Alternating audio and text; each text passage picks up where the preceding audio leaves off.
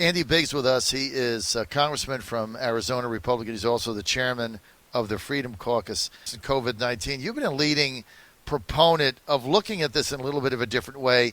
You've questioned a lot of the numbers. You've questioned the fact that hospitalizations are down. The death percentages are way down. The majority of people affected over 85 are with compromised health. You've been saying that the fear-mongering of the legacy media has to stop. Can you elaborate on that, Congressman? Yeah, so a way to think of it is, and I'll use Arizona as an example. So last week we had a day where they reported a -1 fatality. That was the raw number, -1.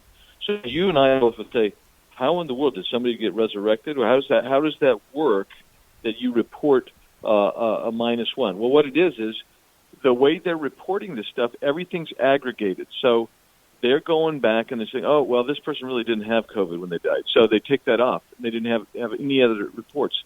So they're not reporting on the day that somebody passes, and they're not reporting the exact cause. They're not reporting whether it's solely COVID or if it's COVID-related or whether they were even tested. In Arizona and throughout the country, based on Dr. Birx and Dr. Fauci's instructions, what they do is they calculate if you suspect that they had COVID. That's why you're getting some of these weird numbers on fatalities. The one thing that I would say that Dr. Birx said that I think is accurate is 2 months ago or so, she said, we are overcounting COVID deaths by at least 25%. That's what she said. And that seems to be true. And you start looking at this, and if you're counting just the cases, the new cases, which, by the way, a lot of these policymakers are making all their decisions on the number of new cases, but that doesn't really provide context if your hospitalization rate is going down and your case fatality rate is going down and the number of tests that you do is going up. And people give President Trump a hassle about that, but we're well into the 60 millions of people that have been tested, one-fifth of this entire massive country. And just on raw numbers, we basically dwarf every other nation in the world in number of tests taken and administered. So you have to bring these numbers into context if you're going to understand really where we sit. So what would be your proposal now? What would you be saying that we do? We've tested 60 million people, which is, like you say, roughly just under 20% of all Americans, one-fifth. And you have a positive rate of, about 10%, but then 98% of those that are positive 97% have no symptoms, another 1% have some symptoms. You even go to the MLB, you've got 13, 15 players on the Marlins tested positive, every one of them asymptomatic. What is that message? Like, are we just going to have to live with this a while and stop the fear-mongering?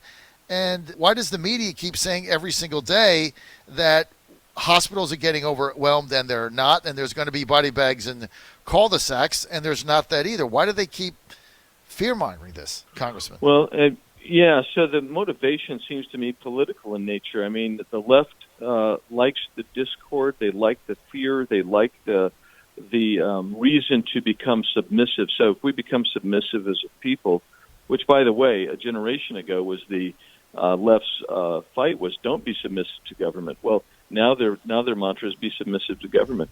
So they want that. That's good for them. They think that they can win the White House and gain power back if people are afraid and because it kills the economy. People don't want to get out and work. They're afraid to get out and work.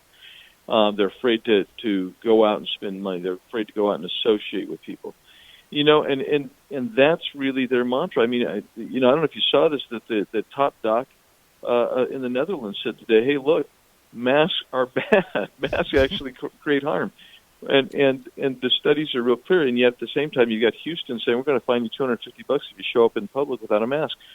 These are the types of conflicts that the left thrives on as they try to arrogate power to themselves. And so I think that's important. That's why I'm saying constantly, let's take the numbers in context. Let's take the reality of this whole picture and try to let people gain some faith, some confidence, some understanding that there is risk in everything we do. And you can measure this risk pretty clearly. Mm-hmm. We know who the vulnerable people are. They should be protected from the risk. They should be protecting themselves from the risk. Congressman Andy Biggs with us. This is a special edition of the John Fredericks Show. Congressman, let me ask you this about school closing. It's kind of we're in a surreal environment now where you've got all of these states and counties and cities closing their schools, offering some kind of a digital education, which all proved to be a magnanimous failure in the spring. Now they're doing it again. Parents having no input. You've got the Maryland Governor, Larry Hogan, who I'm not a fan of, had to actually step in Montgomery County. You're familiar with this, where rich people live in southern Maryland, just by the D.C. suburbs. And their county supervisors shut down private schools, which they have no jurisdiction over. The governor had to step in and say, hey, that's unconstitutional. You simply can't do that. Why does so many Democrats now and the teachers union, why do they want to shut down schools? Well, that one's a little bit harder for me to get at because, I have my theories on it, but here's the way to think of it. You got the L.A. Teachers Union basically saying, we're not going to come back. And you would say, oh, it's because you feel unsafe? No, we're not going to come back until police are defunded. Okay, so that has nothing to do with the issue. The other thing they're doing, the teachers' unions are trying to engender fear in their rank and file as well as in parents. So they're putting up these headstones that say, here lies the body of a third grader from our school district because we opened up our schools and we shouldn't have stayed closed. They're not following data. They don't understand the science. And so they're using this as leverage. And, I've talked to some school teachers that I'm close to that and I said, what's the deal here? And they said, look, right now we will get paid even if we don't work. So we're content. And so my theory about this, John, is what we need to do is tie the money, just like I don't use the term voucher, but like a scholarship gift. In Arizona, it's like $13,000, whatever the magic number is here. Give it to each kid and say, go to a charter of your choice, go to a private school of your choice. If a traditional school opens up and you want to go there, or if you want to do this kind of whatever these learning deals that are going on where you're kind of hybridized, do that. But let the money follow the kid. And then the parents that want their kids to get in-person schooling, believe me, there are charter schools that are ready to open up and want to open up today, privates that are the same way. And quite frankly, there are some school districts in Arizona that want to do the same way. And I would imagine that's the same around the country. Well, parents should have the empowerment to decide whether or not they want to send their child to school or not the teachers union, right? Right, absolutely, 100%. Andy Biggs with us. He is a congressman from Arizona, Republican. He's also the chairman of the Freedom Caucus. Congressman, let's get to the CARES Act. The negotiation now, I guess, is between Treasury Secretary Steve Mnuchin and Nancy Pelosi. They seem to be trying to outbid one another. I know you're very close to Mark Meadows, the chief of staff of the president. Where are you and the Freedom Caucus in this negotiation? Do you guys have a seat at the table? Well, no, because I'm going to tell you, and here's the thing that most Americans, and you just said it, you just summarized it up. Right now, this is going on between Mnuchin and Meadows from the administration and Pelosi and Schumer. That's where the negotiation is. So that should tell you something. Meadows, I think, is trying to put the brakes on things. He's a fiscal conservative. And Steve Mnuchin, who I like, is not so much. And Goldman Sachs. And on the other, on the other side, they haven't seen a dollar that they don't want to spend. In fact, they want to spend dollars that they've never seen, and that's and they also want to use this process to throw in a bunch of policies that would bring power to D.C. and basically socialize the country even further. And when I say socialize, I'm talking about socialism and that they want to bring power to the center and interfere in everyone's lives in a more concrete way. That's where Nancy Pelosi and Chuck Schumer are. And I think right now Meadows and Mnuchin, to a certain extent, are really trying to slow that down. And well, we're talking over $1 trillion. Maybe this one will be $2 trillion roughly. And how do you get to $30 trillion in national debt when you start out the year somewhere below $22.5 trillion when we started the fiscal year. Yeah, they're going to increase it by another $7 trillion. I mean, it's mind-boggling. Right. And I used to get people on my show back during the Obama administration, many of them Democrats. You know them, Bobby Scott, Don Beyer in Virginia, Mark Warner, others, Tim Kaine, when he was running for VP, was on my show. And I would ask them, what's the number that's going to keep you up at night, deficit-wise? Is it, obviously it's not 15 trillion, we passed that. It's not 18 trillion. Now it's 30 trillion. I mean, is there a number where you say, okay, look, this is not a good thing? I mean, is there a number where you start ringing the bell, Congressman Biggs? Yeah, I started ringing the bell about $15 trillion ago before I was ever elected, because at some point the key thing to do is put this in perspective. Your gross national debt vis-a-vis your gross domestic product, or gross national product should be. And when you do that and you see it, and we will end up being probably 130, by the time we get to into the fiscal year, the debt to economy ratio is going to be about 130%. You know what Greece was? They were right around 112 to 115% when they fell. That is that's a red line there. That's where you start saying, what's keeping us in shape? Well, what's keeping us? We've got a really low interest rate. The Fed's keeping it really low, number one. Number two, we're the international currency of exchange that gives us some leverage, et cetera. And then the third thing is that our economy is big. Our economy is big. And because of that, we can give the appearance of stability when in reality our fundamental economic picture before the COVID was actually pretty good. But even then we had $1 trillion structural deficit for the year. But if you take those away, John, any of those away, you've got some severe problems. And don't forget, you've got Medicare, Medicaid, and Social Security, which are the major part, which up until this year had been the major spending component of our national budget. Yeah, and we can't really do anything about those numbers. They're kind of baked in the cake. It's not like you can decide one day to just start cutting. There's nothing to cut there. You can't cut the benefits that Social Security and Medicare that people have. John Fredericks Radio Network special edition with Andy Biggs, Republican Congressman, Arizona, Chairman, Freedom Caucus, Washington, D.C.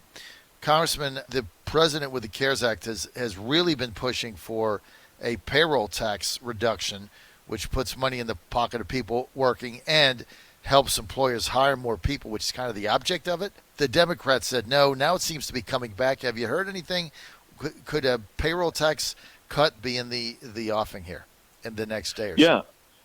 Well, maybe not in the next day or so because they're so far apart on all these other things. But there seems to be some movement on that. That is, I would not be surprised if that's a part of whatever the final package is. That is just, I mean, what happens is you basically give everybody about 7 to 8% pay raise immediately. That's what happens because that holiday is there. And on the other side, you incentivize to hire more people because you give them the employers more room. So you're exactly right. I hope so. I hope it's going to be in there. I'm seeing and hearing some positives on that, but again, they're still too far apart, John, to really say.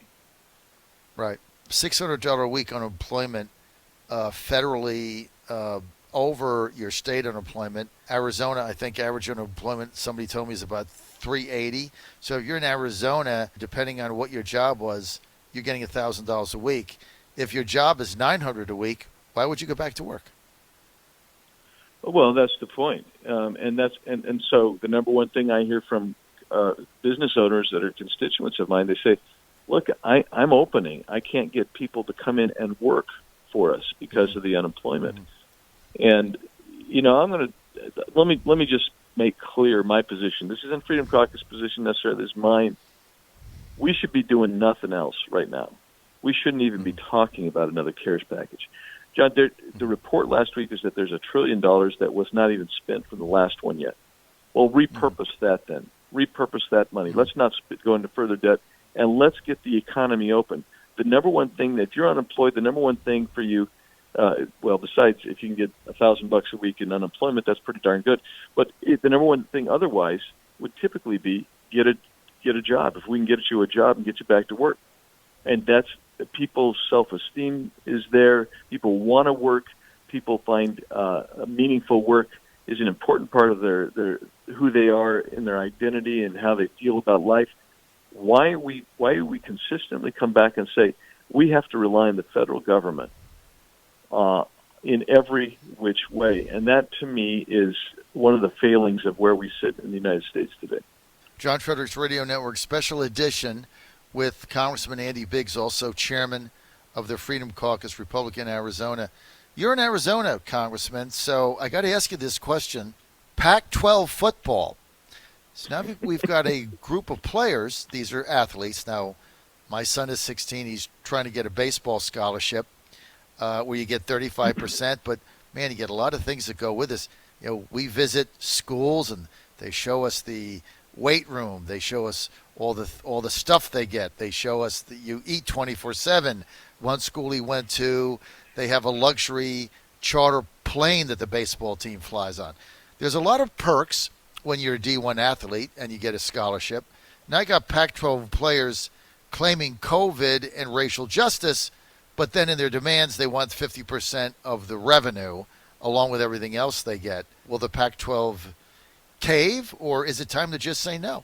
Well, the Pac-12, I'm going to confess to you here and to all the listeners. I'm kind of had it with the sports, basically absorbing all of the politics of the day and turning it on as making it a key component of athletics. That's really a problem. That's not why. Look, I had a couple of daughters who played D3 ball. They don't get the perks that you get at D1. I can tell you that. I can tell you that, John. But will the Pac-12 cave? Why wouldn't they? I mean, most of their schools are in California, Oregon, and Washington. And you just look at it and you say, well, those states themselves are on the far left coast for a reason. They're very leftist, and it wouldn't surprise me if they cave. Well, you know what's amazing to me is, and I went over this morning, Congressman, nobody mentions the fact that if you get a scholarship to play football, basketball, baseball, any D1 sport, women's basketball, softball, if you get a scholarship, you're getting a free education. You're getting tutors. You're getting something of tremendous value that other people are paying for, either with student loans or their parents are paying or they're paying, working. So average college in a big D1 school, Power 5 today, you go to school for a 5-year period, it's $250,000 when you add in room and board and books and meals. It's $250,000, $300,000. Doesn't that come into play? Isn't that part of the value proposition? I mean, aren't you going to college to get an education, not to be paid to play football or basketball? I thought those demands were just outrageous beyond belief. Yeah. And, had they simply said, we want better COVID protection, remember, the NCAA has already said, look, if you don't want to play because of fear or COVID, or I get it, they're going to protect your scholarship, and they're going to add on a year of eligibility. So if I'm a sophomore, incoming junior, I don't want to play football because of COVID, here's what the NCAA has done. We're going to protect your scholarship. We're going to give you an additional year of eligibility. I don't know how the NCAA can be fairer than that. Now they're coming back and saying, well, there isn't enough COVID protection. But the real reason we're doing this is we want 50% of the revenue paid to us like we're paid employees, not like we're playing college athletics. The whole thing is just crazy. John, you're just an idealist. Come on, man. Get with the program. Just play football. It's ridiculous. It's intriguing. I always had the same opinion you did. Look, I worked jobs to work my way through school, all the way through Same here. Through law school. I was working. You know what? And if somebody would have said, hey, I just didn't have the skills. If I would have had the skills to play some sport, and I didn't have to work to get through, I get it. They're working hard. I mean, they do work hard at D1 level. No I mean, question. it's a full-time job. But you know what? Their remuneration is food, lodging, and the education, the books. I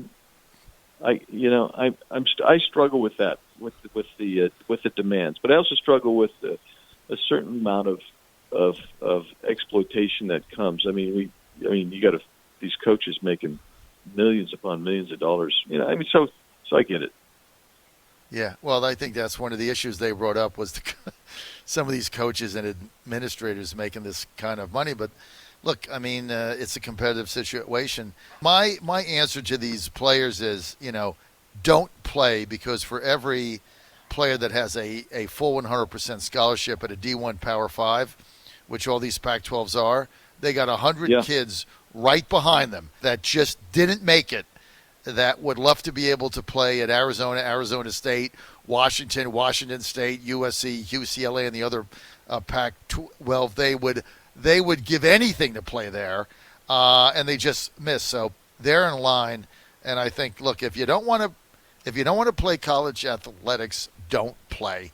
Give somebody else a chance. Congressman, I've got 1 minute. Final question. Democrats are saying Arizona's in play.